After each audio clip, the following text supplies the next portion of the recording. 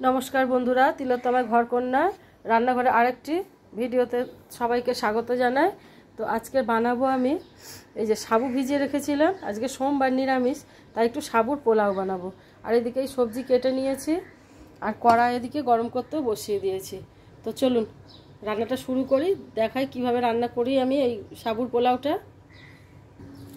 এবার একটু ঘি দিয়ে দিলাম এর মধ্যে, ঘিয়ের ফ্লেভারটা কিন্তু খুব ভালো যায় এই যে কোনো পোলাওর সঙ্গে।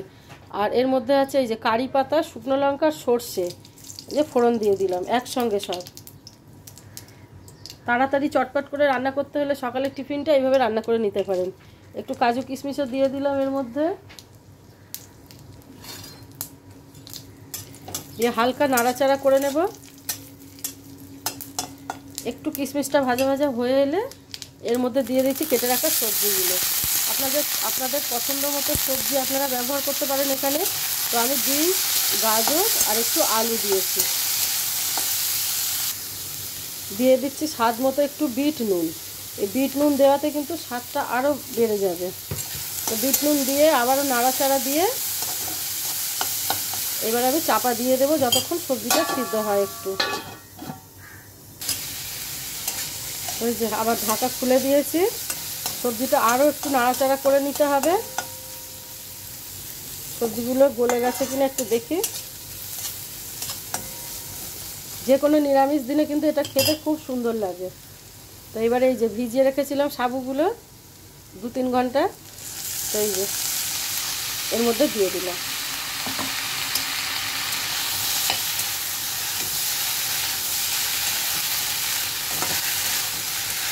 হালকা হাতে ভালো করে কিন্তু নাড়াচাড়া করতে হবে সাবুগুলোকে।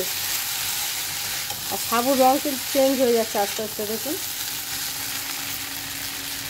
এই মুহূর্তে একটু যেহেতু পোলাও একটু চিনি দিতে হবে, চিনিটা যে যার পরিমাণ মতো বুঝে দেবেন। আবার একটু ঘি দিয়ে দিচ্ছি অল্প করে।